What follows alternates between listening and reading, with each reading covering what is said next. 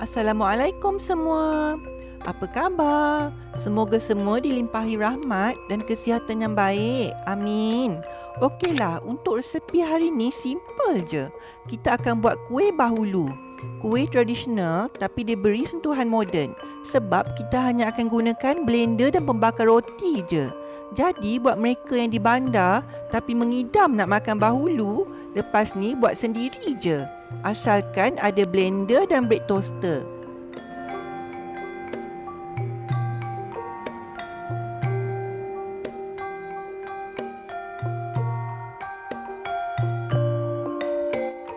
Okey, sebelum tu jom kita tengok bahan-bahan yang diperlukan untuk buat kuih bahulu. Antara bahan-bahan yang kita perlukan adalah secawan gula pasir, secawan tepung gandum seberguna,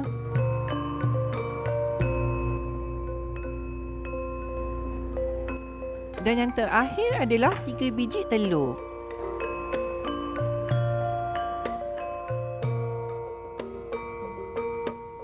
Caranya mudah sangat.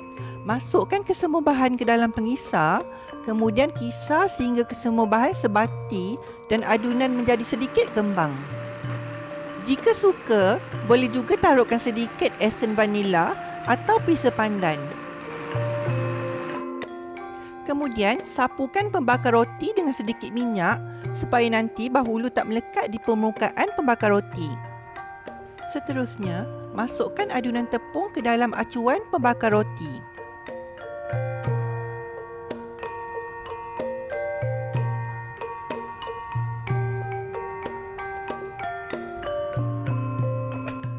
Dan akhir sekali, bakar selama 7 minit. Kemudian, siap. Sangat-sangat mudah je bukan?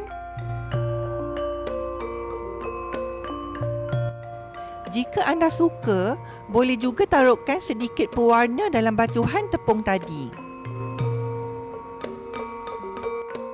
Bahulu yang terhasil memang sangat-sangat gebu dan lembut. Makan pula panas-panas memang sedap.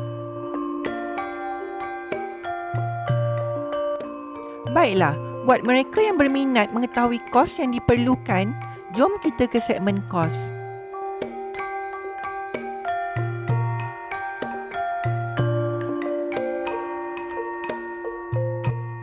Ini bermakna kos keseluruhan bagi 8 biji kuih bahulu hanyalah RM1.54 sahaja. Sangat-sangat berbaloi.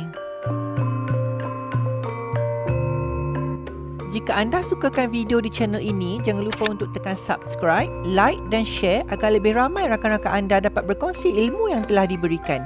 Jangan lupa juga untuk nyalakan tombol loceng agar anda tidak terlepas video-video lain di masa hadapan. Untuk sebarang pertanyaan atau cadangan, boleh tinggalkan di ruangan komen di bawah.